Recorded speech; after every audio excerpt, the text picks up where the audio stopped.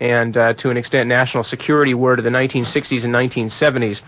It has become a catch-all phrase, and it has become a word of fear that is bandied about as a reason, as an excuse in many cases, we feel, to cut back on civil liberties, to, in fact, suck money out of the tax-paying public, to do terrible things to people who probably don't deserve to have terrible things done to them, and that includes the tax-paying public. And, of course, it has been the major battle cry of the Reagan administration in world affairs. Everything that goes wrong in the world today has been blamed by the Reagan administration on terrorism, and, of course, specifically on Soviet-inspired terrorism. And this is something very important to bear in mind as we go through the program, and perhaps by the time you've heard some of the stuff that we put together tonight, you'll know why we happen to take the Reagan administration's protestations with perhaps a rather large grain of salt. And for our purposes, there are really two prongs to the terrorist fork, I guess you could say.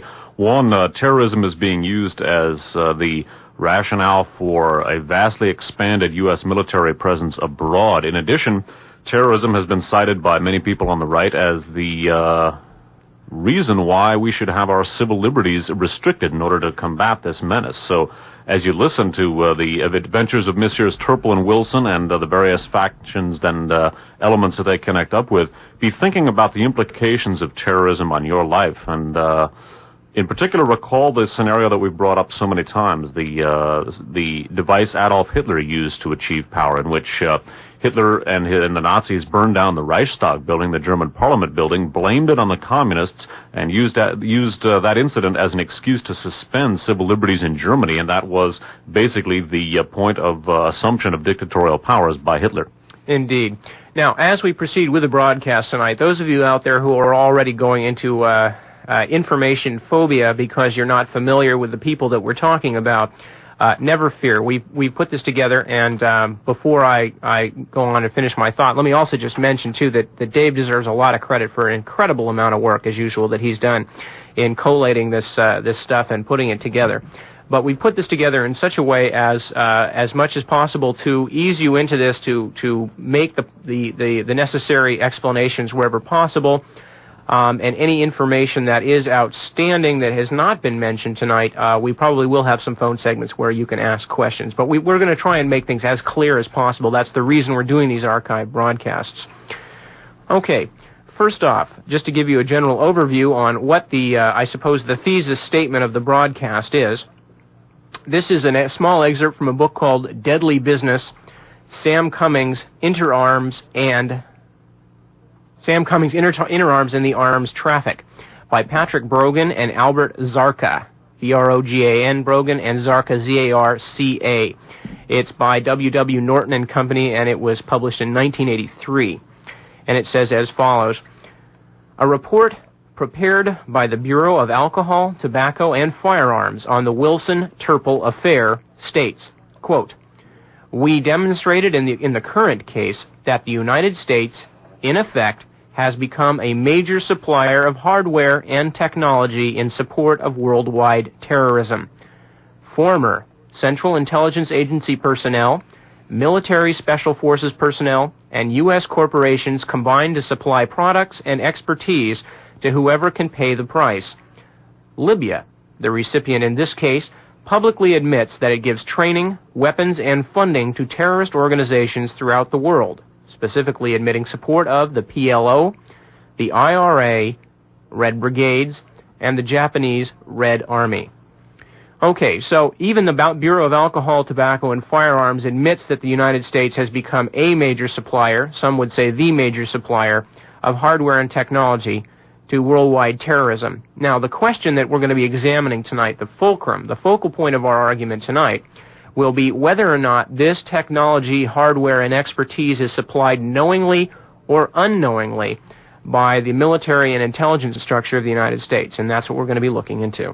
And take note, of course, of the fact that all of those elements, Libya, the Red Brigades, the Irish Republican Army, the Japanese Red Army, and all of those elements are openly, and at least to all accounts that we have, anti-American and are offered up to us by the media as enemies of the United States. So the question, of course, has to be raised, what is the United States, if indeed the United States as a political entity could be said to be arming these organizations, what are they doing in as much as these are enemies of the United States? Developing that point further, following stories from the Washington Post of June 22nd, 1981. This is a UPI story, datelined Philadelphia, and it's headlined, Report links 2 ex-CIA agents to theft of military radar. 2 former CIA agents being sought on charges of illegal arms sales to Libya have been linked to the theft of radar equipment from a naval test site in China Lake, California, the Philadelphia Bulletin reported today. The report named Frank E. Terpil and Edwin P. Wilson as the subjects of a federal investigation into the theft of radar equipment from the U.S. Naval Testing Center at China Lake, a Southern California test center for sophisticated weaponry and electronic systems. Both men are being sought on federal fugitive warrants on charges they sold large quantities of weapons and sensitive military equipment to Muammar Gaddafi's government in Libya. The newspaper quoted an unnamed Justice Department source as saying Terpil and Wilson allegedly, quote, stole a ton of stuff from China Lake over a period of several years, unquote. The pair allegedly used CIA contacts to obtain the radar equipment which, installed in an airplane, can detect and classify approaching aircraft as friendly or enemy craft, according to the newspaper.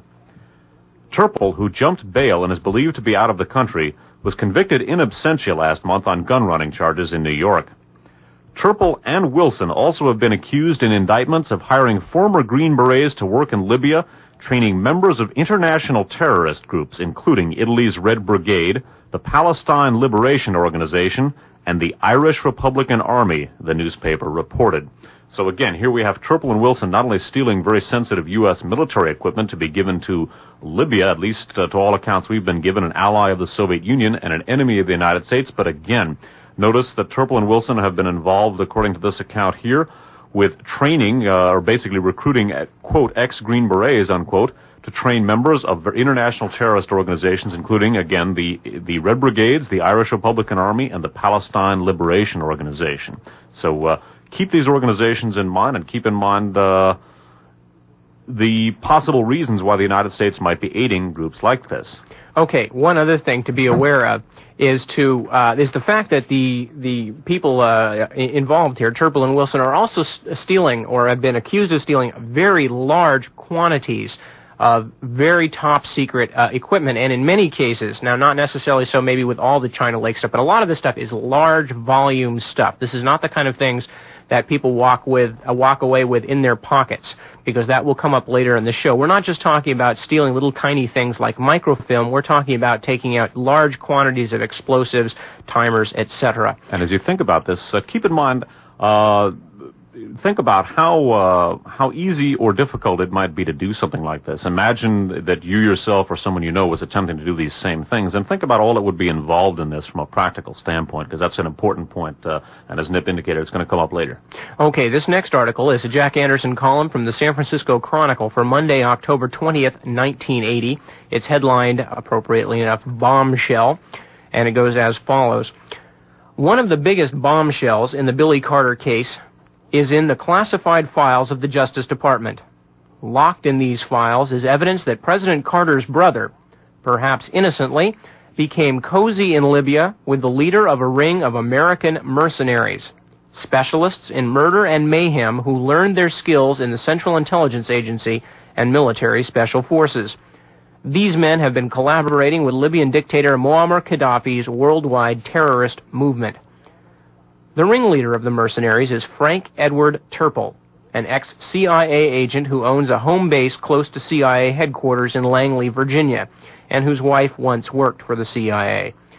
One of his associates, Edwin Paul Wilson, is quoted in the secret files as explaining, quote, "You know, the colonel," meaning Gaddafi, "may sometime have some young colonels or some officers who are getting out of line that he wants to send a present to," unquote. According to the secret files, Terpil and Wilson have recruited at least 10 U.S. Special Forces veterans who are described as, quote, trained assassins. Another 7 U.S. explosive experts and 2 men trained to make sophisticated CIA weapons have also been brought to Libya by Terpil and Wilson. The two ringleaders have been indicted for gun running and are now fugitives from the law. Intelligence sources say Wilson is hiding out in a Tripoli hotel just down the hall from the notorious international terrorist Carlos the Jackal. Terpil was last reported in Syria. Billy Carter was once in touch with Terpil, though the connection may be entirely innocent. He told Justice Department officials that he had discussed a machine gun deal with Terpil. Another time, Billy said Terpil had acted as an interpreter for him in Libya, though Terpil knows no foreign languages. Billy also said he might have signed a photograph showing himself and Terpil together in Libya, "To my friend Frank." Later, Billy recanted and insisted he hardly knows the man. The FBI Customs Bureau, Bureau of Alcohol, Tobacco, and Firearms, and two federal grand juries have been working on the case for 2 years. If only a fraction of the allegations can be proved in court, it will be one of the most incendiary political, military, intelligence scandals of the decade. The secret conclusion from Justice Department files summarize the case. Quote, "The United States, in effect, has become a worldwide supplier of hardware and technology in support of worldwide terrorism." This is the same quote we heard before. "Former CIA personnel, military special forces, and U.S. corporations combined to supply products and expertise to whoever can pay the price." Now, a couple of quick points to go back to very rapidly. Okay, one of them is, again, the point that Anderson is making in the continuous use of the term or the name ex-CIA or mercenaries. In other words, the claim is that these people are no longer affiliated with our intelligence services. Okay, that's something to remember because that's basically what we're examining tonight. Now, also the fact that Wilson was said to be hiding out in a Tripoli hotel, Tripoli, of course, capital of Libya, down the hall from notorious international terrorist Carlos the Jackal. And we're going to talk about Carlos the Jackal in some depth later. The last, and in some ways, we'll see one of the most prophetic things that Anderson says in this entire article. He says, if only a fraction of the allegations can be proved in court, it will be one of the most incendiary political, military, intelligence scandals of the decade. Well, we're going to talk about what happened in regards to that court case and some of the people that never managed to make it into the docket later on in the show. Now, remember that Billy Carter was involved with, according to that account, with Terpil and Wilson. The exact nature of his involvement remains a subject of debate. At one point, Frank Terpil was actually planning on killing Billy Carter in order to punish him for having reneged on one of their proposed business ventures. But Billy Carter is just one of a number of very prominent people who come in contact with Terpil and Wilson. And again, with their role in arming terrorists and enemies of the United States, certainly that raises some questions.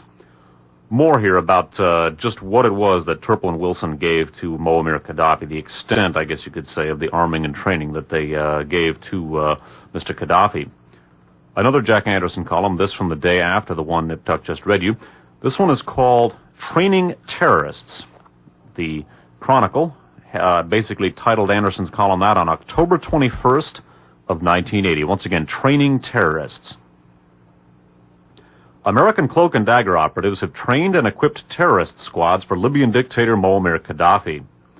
According to secret Justice Department files, the American experts have taught Gaddafi's killers how to construct sophisticated booby traps that can turn such innocent objects as a book, telephone, or a tube of toothpaste into murder weapons.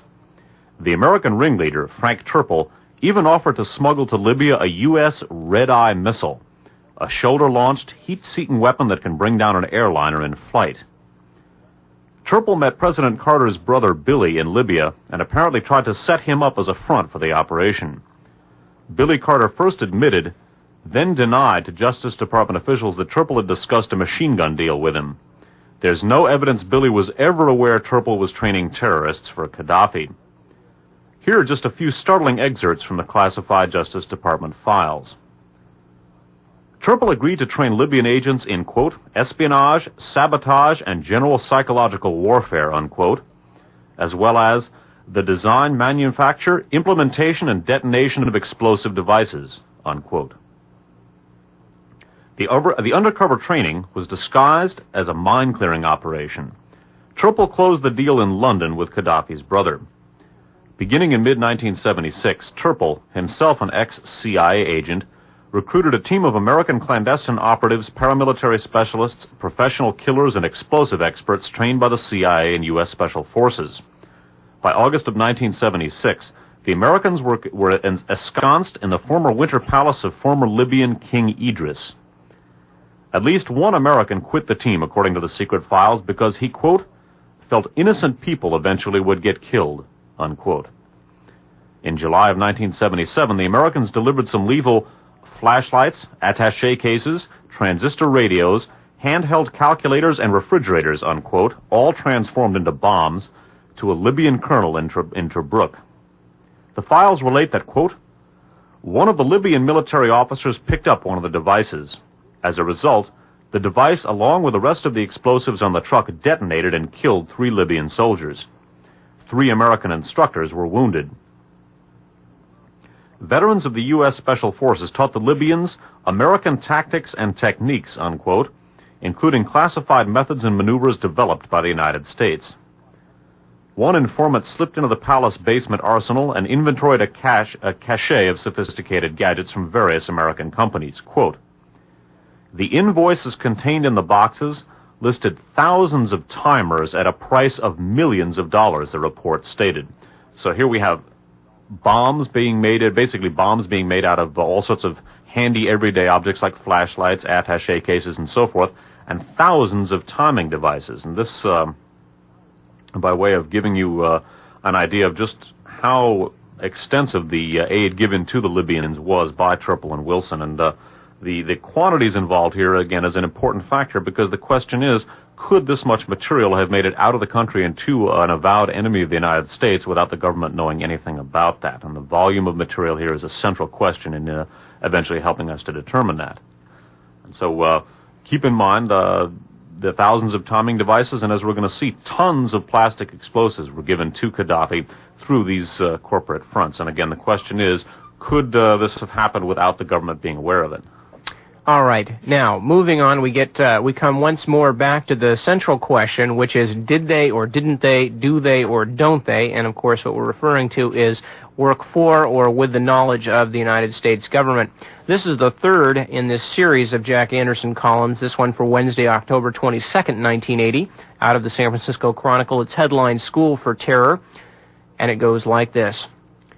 It's possible the CIA knew about, perhaps even condoned, the activities of U.S. mercenaries who ran a school for terrorists in Libya. The Americans were trained in undercover work and assassination by the CIA and U.S. Special Forces. They continued to draw on their contacts in the U.S. intelligence community while they rigged booby traps and taught paramilitary tactics for Libya's dictator Muammar Gaddafi. The 2 headmasters of the terrorist school, Frank Terpil and Edwin Wilson, both former CIA agents, both wanted in the United States on gun-running charges, are familiar figures in Tripoli. There is evidence in top-secret Justice Department files that the CIA may have been aware of the mercenaries' undercover work for Gaddafi. The files disclose that several leads indicated CIA connivance, but could never be followed up. Here are some of the suspicious leads from the files. 2 men who, quote, had been involved in the development and design of Special Forces type devices, unquote, were recruited to work for Gaddafi. According to the files, quote, they were highly skilled technicians from China Lake, California. This is the site in the Mojave Desert of a super-secret Navy center where lethal James Bond devices are perfected.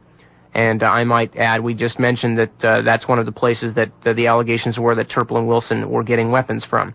Both men were, quote, working on classified CIA concealed weapon systems, unquote, when they were hired to impart their expertise to the Libyans. After their stint in Libya, they returned to work at China Lake, though the CIA knew of their association with Gaddafi. Terpil and Wilson made a startling proposition to 3 CIA contract agents in September 1976. They were asked to kill a Libyan, quote, traitor, whom Gaddafi wanted eliminated, and to train the dictator's own assassins. When Terpil and Wilson cited their CIA credentials, the 3 men flew to London and Geneva to discuss the deal. They declined a $100,000 per year offer after learning that they would be working for Gaddafi and wouldn't have the, quote, protection of the CIA.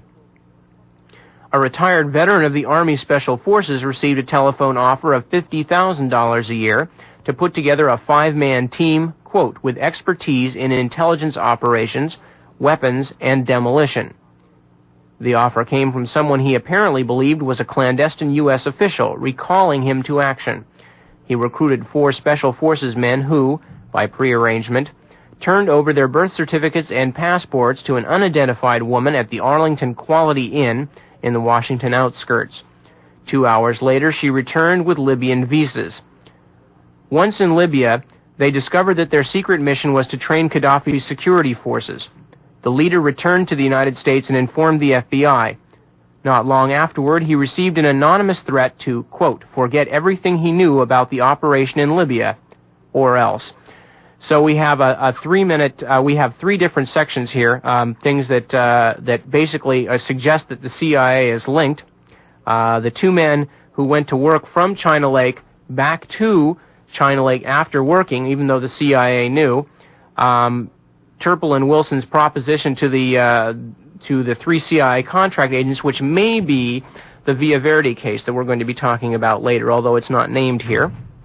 And third, the Special Forces, Army Special Forces officer who received the offer of $50,000 a year to put together a 5-man team to work in Libya. So all of these things apparently that the CIA would have at least known about, especially the China Lake case, and none of which did the CIA actively operate to stop.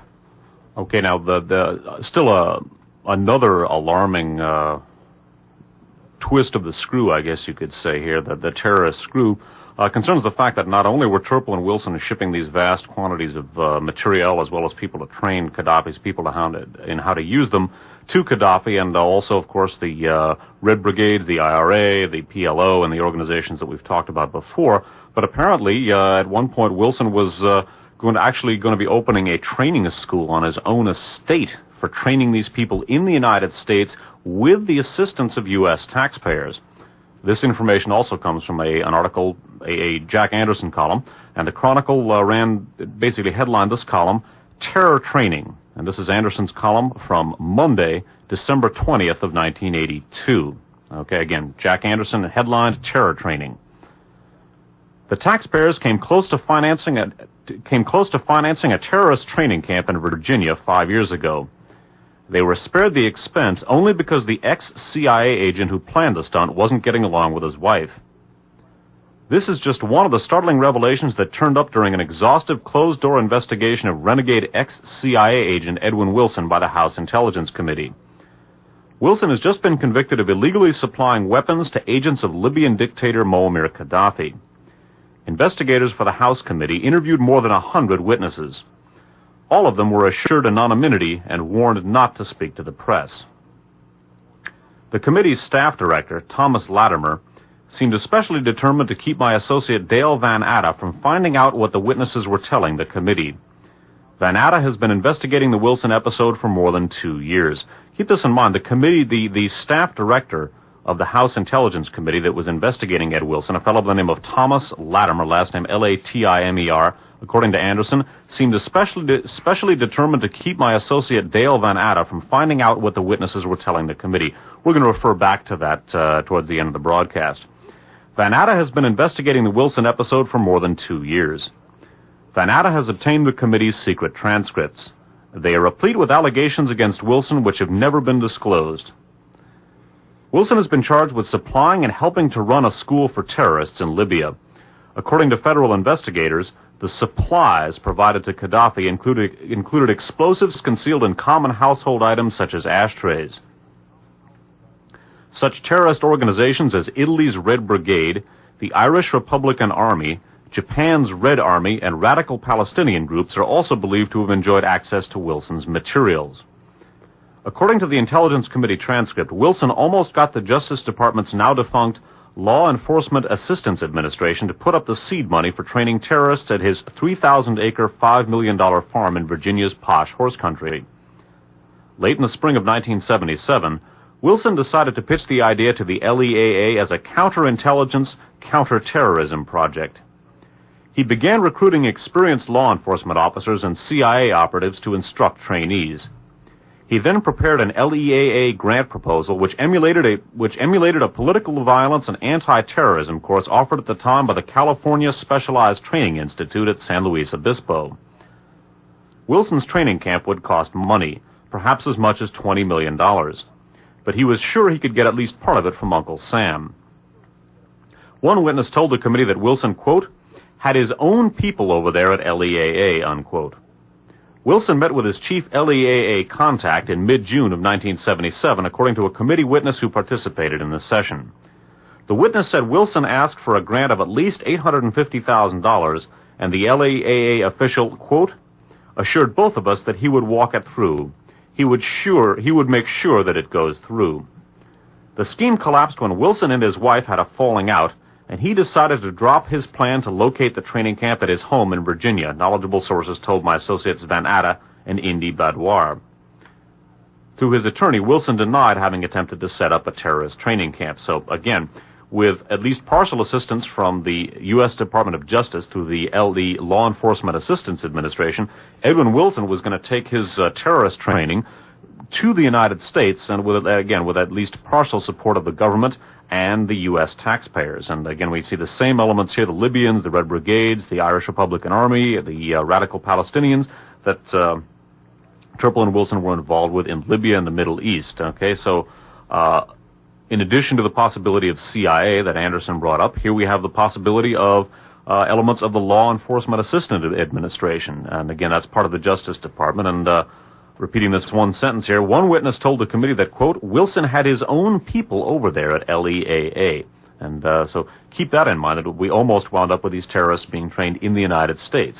Now, this is an important distinction for a number of reasons. Now, among the many things, now you could say that there's three distinct possibilities, I suppose, in this Terpil-Wilson affair. One is that Terpil and Wilson are exactly what the government portrays them to be, lone wolf mercenary types selling guns and weaponry and things like that from the U.S. to left-leaning radical groups. Two, that they could be entirely a part of the United States Intelligence Service clandestine warfare divisions. Or three, that there are elements, or not even elements, that there are entire splinter groups acting with the power and authority of our clandestine intelligence and military intelligence agencies that are no longer responsive even to what controls the agencies are supposed to have over them. In other words, we may have, in fact, a form of shadow government within the government. And this is something that we've explored before during the work that we did on the Kennedy assassination. So this is a third possibility to think about, that we have a distinct split and that there may actually be whole groups or whole sections of agencies whose loyalty has nothing to do with the agency itself, but rather to their own personal idea of what America should do and what the world should be like. Okay, this next section here is out of a book called Libyan Sandstorm by John K. Cooley, C-O-O-L-E-Y, published by Holt, Reinhardt, and Winston in 1982. By late 1977, Cooley writes, Gaddafi had sent Wilson to provide support and expertise to Gaddafi's friend Idi Amin Dada, the Ugandan dictator, and to Robert Astles, A-S-T-L-E-S, Amin's British security chief.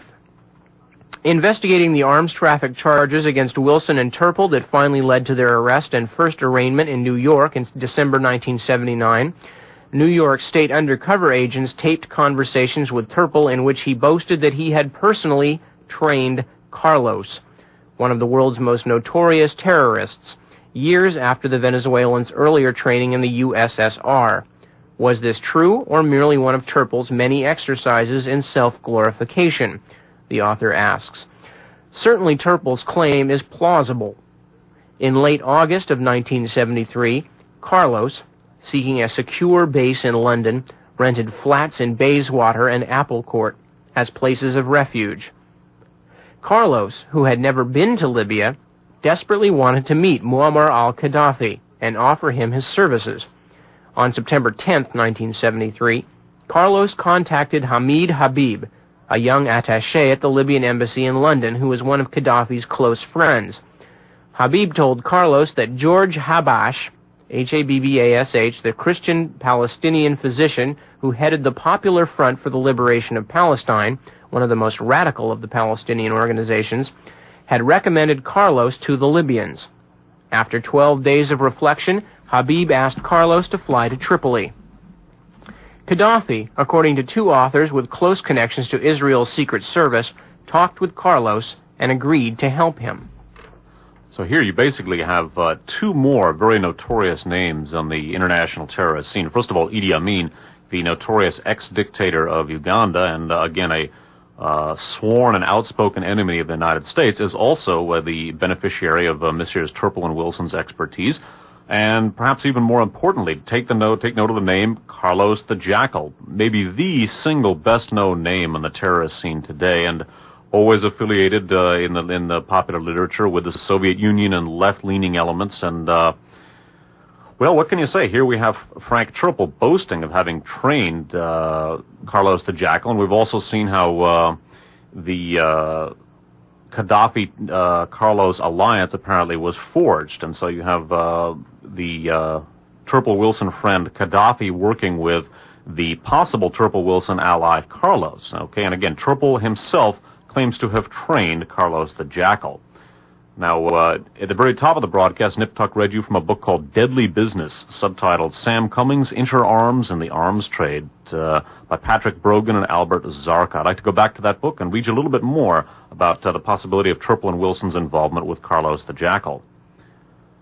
Much of the evidence against Wilson and Terpil was provided by Kevin Mulcahy, last name Mulcahy. Mulcahy was a CIA agent, son of a CIA agent, brother of two others. His career with the agency was in electronics. He left in 1968 and was hired by Wilson in 1975 as an expert in electronics and radio communications. He was made a director of one of Wilson's companies, Intertechnology Incorporated, and worked happily for Wilson and Terpil for 18 months until he discovered that they were supplying Gaddafi with the means to carry out assassinations. He later told the FBI that he was once at a party on a bridge in the River Thames together with Terpil and a number of others, including the celebrated international terrorist Carlos Sanchez Ramirez. Wilson asked Mulcahy to take a clean, unquote, gun to Cairo, one that could not be traced, to be used in an assassination. He refused. Wilson later asked him to obtain a red-eye missile. It is a shoulder-held surface-to-air missile, and Mulcahy deduced that Wilson wanted it for Gaddafi, who intended to give it to the PLO to shoot down an airliner. Just such an attack was attempted on an El Al plane at the Rome airport and another at Orly in Paris. This was too much for Mulcahy, who went to the FBI late in 1976. He was not listened to, and this is the most curious aspect of the whole affair. Wilson was not indicted for another 4 years, despite many official investigations by public prosecutors, the FBI, and the CIA. So again, Kevin Mulcahy, a former employee of Terpil and Wilson's, blows the whistle on them, testifies that he was at a party involving not only Terpil, but also Carlos Ramirez Sanchez. They call him Sanchez Ramirez, whatever. And perhaps even more importantly, that after Mulcahy blows the whistle, Wilson isn't arrested for 4 years after Mulcahy informs the federal authorities, at least as far as we know, informs the federal authorities for the first time that this sort of thing is going on. So keep in mind Mulcahy's blowing the whistle on Terpil and Wilson, the fact that that apparently didn't bear any fruit for 4 years, and the fact that he actually claims to have seen Carlos at a party with Terpil and others on a yacht in the River Thames. Mulcahy's blowing the whistle on Wilson also will become significant in just a little while on the broadcast, and what fruit it did bear we will also find out about in just a while. Okay. Now, we're getting into the next section here, which is the stuff surrounding the trial of Edwin Wilson, which many of you out there will remember when it occurred, and you may not remember all the details, and some of them are quite interesting. Okay, this first article is from the San Francisco Chronicle for Thursday, February 17th, 1983. It's headlined, Assassination Plot Charged. Okay, it goes as follows. Convicted former CIA agent Edwin P. Wilson and his son, Eric, age 22, were indicted by a federal grand jury yesterday on charges they offered $1.2 million for the assassination of 2 Washington prosecutors and 6 others as the elder Wilson awaited trial last fall. The New York indictment said Edwin Wilson, a millionaire who left the agency in 1971, approached a fellow inmate about hiring a hitman in November while in custody at the Metropolitan Correctional Center on Manhattan's Lower East Side. The prisoner, Wayne Trimmer, a convicted murderer, put Wilson in touch with an FBI agent posing as a hired killer, the grand jury charged. Eric Wilson, who allegedly delivered a $9,800 down payment for the murders in a LaGuardia Airport motel men's room last month, surrendered yesterday to federal agents in New York. The younger Wilson, who lives in a northwest Washington townhouse owned by his father, was at first ordered held in lieu of $1 million bail. U.S. District Judge Edward Weinfeld later reduced bail to $500,000 and scheduled March 8th to hear a defense motion to separate Eric Wilson's trial from his father's. A lawyer for both men entered pleas of innocent to the charges. Skipping on down. The two prosecutors allegedly targeted for death were identified as E. Lawrence Barcella, Jr. and Carol Bruce, both of the U.S. Attorney's Office in the District of Columbia. Skipping down. Yesterday's indictment charged that Edwin Wilson later added two more names to the list. Rafael Quintero, Quintero, a Cuban exile whom Wilson allegedly tried to recruit to assassinate the Libyan dissident, and Francis Heidt, Heydt, a former business associate who prosecutors said owed Wilson $3.2 million. Now, one of the key things to bear in mind here, and if I may indulge in a little bit of editorializing for a moment, is why Edwin Wilson, a man who obviously could get in touch with at least his family members directly if he could send his son to make a $10,000 down payment. Why Edwin Wilson, a man who is an intimate of Carlos the Jackal, obviously in the same social circle with Idi Amin, George Habash, etc., why Edwin Wilson would approach somebody doing a life term for murder in Manhattan's Lower East Side Metropolitan Correctional Center and ask him to find him a hitman. I think any sensible person would have to ask this, regardless of what their political persuasion is, why Ed Wilson would stoop to this kind of thing. One of the reasons this is significant is because this was the assassination plot that was blown up in all the papers. Wilson was actually convicted for this assassination plot some months later. While, as we will see later on, many of the other people that were involved with the Ed Wilson case came to rather interesting conclusions themselves, and in fact all were found to be in no way unnatural deaths. They were all found to be suicides, natural deaths, etc. We'll talk about that in a moment. Last but not least, please notice the name Rafael Quintero, a Cuban exile who according to the indictment, Wilson also added to this death list. We're going to be talking about Mr. Quintero in just a moment. Okay, now note that supposedly Wilson was blocked from murdering these witnesses and prosecutors. Okay, keep that in mind. Following article is from the Miami News of Thursday, September 23rd of 1982. This research for us by Ted Rubenstein. This was written by two authors, two Miami News journalists, Tom Duboc, D-U-B-O-C-K, and Heather Dewar, D-E-W-A-R. It's headlined, TikTok's defendant says he's witness in Libya hit team case. Operation TikTok's defendant Raul Villaverde said he is a key federal witness against former CIA agent Edwin Wilson, who is charged with conspiring to assassinate a Libyan dissident and recruiting Americans to train terrorists for Libyan leader Muammar Gaddafi. Villaverde, who said he is a CIA-trained explosives expert, said Wilson met him in Geneva in 1976 along with Villaverde's brother Rafael and another man Villaverde identified as a CIA operative, Rafael Chichi Quintero. In a 2-hour interview with the Miami News, Villaverde said Wilson tried to recruit them to train terrorists in Libya and to assassinate a Libyan dissident in Cairo. The three turned down the contract, Villaverde said. Villaverde said he blew the whistle on Wilson and his fugitive co-defendant Frank Terpil, another former CIA agent, in 1977, when federal prosecutors subpoenaed him for questioning in the Washington, D.C. assassination of former Chilean ambassador Orlando Letelier. Skipping down in this article. Raul Villaverde said he was one of the individuals Wilson tried to recruit. Villaverde said the others were his brother Rafael and Quintero. Quintero could not be reached. It is not known where he lives. Villaverde said the Cuban-born Quintero is about 40 years old and 5'6". He wears a toupee and dark glasses constantly, Villaverde said. He lived in Miami as recently as 2 years ago, Villaverde also said. Raul Villaverde said that to his knowledge, he is the only member of the trio now cooperating with federal prosecutors. Rafael Villaverde, his brother, disappeared in March after his boat exploded in the Bahamas. Raul said he thinks his brother was accidentally killed in the blast.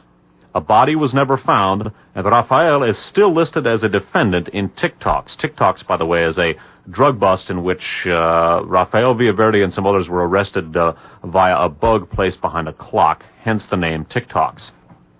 Skipping down in the same article, Villaverde said he heard nothing about the matter until April of 1977 when an article appeared in the Washington Post stating that Wilson and 3 unnamed Cuban exiles were wanted for questioning in the September 21, 1976 bomb murder of Letelier. Quoting informed sources, it noted the 3 exiles had arrived in Washington 3 days before Letelier was murdered. Soon after the article appeared, Villaverde said he was subpoenaed to appear before the Letelier grand jury. Villaverde said he smelled a rat and was angry. I told Letelier prosecutor Eugene Proper that it was all a setup, that if the government wanted to do that to me, then screw the government, Villaverde said. I told him I had nothing to do with it. Proper would not comment. The Villaverdes in Quintero were not charged in the Letelier case. American-born Michael Townley, a Chilean intelligence agent, was convicted in the case, but the conviction was overturned on appeal. 2 Cuban-born anti-Castro activists, Vigilio Pablo Paz and José Dionisio Suarez, are still being sought in the case. During his meeting with the Letelier prosecutors, Villaverde said, quote, "We told them exactly what happened, so they started the investigation and they were taking the 2 things at the same time, Letelier and Wilson. And that's how the whole thing came about." Well, first of all, note that one of the people on that list, Mr. Quintero, was, along with Raul and Rafael Villaverde, the 3 Cubans who were recruited by Edwin Wilson, initially to kill so they thought, to kill Carlos the Jackal, but actually to kill a Libyan dissident, an opponent of Gaddafi's. Notice that although Quintero is not to be found, that one of these 3, Rafael Villaverde, dies in the explosion of a boat. Okay, so this is the first of a number of deaths that we're going to see in connection with the Wilson case. And keep in mind that one of his buddies was a name on Wilson's hit list, and that Wilson was supposedly foiled from assassinating all of the witnesses and prosecutors. And also keep in mind the assassination of Orlando Letelier. We're going to be coming back to that. Of course, Orlando Letelier was one of the key officials of the Allende regime in Chile and had been a very outspoken opponent of the Pinochet regime and was working here in the United States to oppose the Chilean junta, put in, of course, by ITT and the United States intelligence apparatus in 1973. And, of course, the assassination of Orlando Letelier was originally bruited about in the American press as a killing of the left. Indeed, and that is, of course, one of the main patterns that we're going to see here tonight is that, again, Wilson and Terpil we find them spending their time hanging out with people like the Red Brigades, the IRA, the Japanese Red Army faction, etc., etc., various groups that whose activities, of course, rebound, and of course the PLO also, whose activities invariably rebound to the discredit of the left, the Munich massacre of 1972 being a primary example, Carlos the Jackal being involved in that. And yet the people they seem to be bringing into these groups or getting involved with these groups all seem to be, first of all, right-wing paramilitary activists who've all worked for the CIA or are working for the CIA or various other American intelligence groups. And second of all, when the trail begins to come to light, we notice this series of deaths beginning. And as you will notice, there are an entire series. Okay, Wilson was indicted for these so-called attempts at assassination, but in fact, people who are directly involved with the Wilson case we'll find up cropping up dead in large numbers, every single one of them found to be dead not for having anything to do with the Wilson case, but invariably for something else. And also keep in mind the assassination of Orlando Letelier, because we're going to come back to that later in the program. So, Quintero is on Wilson's list. Wilson supposedly is prevented from knocking these people off, but one of Quintero's buddies, Rafael Villaverde, drops dead. Under very strange circumstances, his boat explodes, and he's no more to be found. Okay. Another interesting case, a man by the name of Ricardo Morales, otherwise known as Monkey Morales. We're going to talk about him in a moment. This article is from the San Francisco Chronicle from March 13th, 1983. It's headlined, "The Barroom Death of a Shadowy Legend." The man they're talking about is, as I mentioned before, Ricardo Morales, otherwise known as Monkey Morales. And he is shot dead in a bar. I should just briefly tell you, because we're not going to read the whole article. He's shot dead in a bar by apparently a patron of the bar. The police find that it was all on the up and up, do not even press charges. Supposedly, Morales had gotten into an argument with his bar patron over something that he thought the bar patron had said, according to the police. Okay, reading from the article, it's by Edward Cody from the Washington Post originally. Morales also was the chief informer for Miami police last year in an elaborate drug investigation called Operation TikToks because of a bug hidden behind a clock in a suspect's home. Briefly, I will mention that was, of course, the operation Dave was speaking of in the last article that he was reading as regards the Villaverde brothers and Rafael Quintero. The case was eventually thrown out of court because a judge ruled that Morales lacked credibility, but not before Rafael Villaverde and his brother Raul were charged with conspiracy to distribute cocaine. Friends say Morales had long wanted to nail Rafael Villaverde, a fellow Cuban. Villaverde, a Bay of Pigs veteran, had been a CIA operative in Miami during the agency's Cuban destabilization campaign in the early 1960s. Morales' friends say they did not know why Morales had it in for him, meaning Villaverde, but Morales also was a CIA operative in the anti-Cuban campaign and a friend of former CIA agent Edwin P. Wilson. As a young CIA officer, Wilson had participated in the anti-Cuba campaign for which Miami was the chief launching pad. Anti-Cuban campaign veterans Rafael and Raul Villaverde had said they met Wilson in Geneva in September 1976 because they thought Wilson was recruiting them for a CIA plan to kill an international terrorist called Carlos the Jackal. But by then, Wilson was working for Colonel Muammar Gaddafi of Libya. According to U.S. investigators, he was proposing instead a plot to kill a Libyan dissident. The Villaverdes went to the U.S. authorities with the proposal. Their denunciation became part of an investigation that has landed Wilson in jail. Okay, so Ricardo Monkey Morales, a former member of the Cuban exile movement working for the CIA as a CIA agent, along with Rafael Villaverde, who, according to this article, joined Operation TikToks to get a hold of Villaverde and to nail him.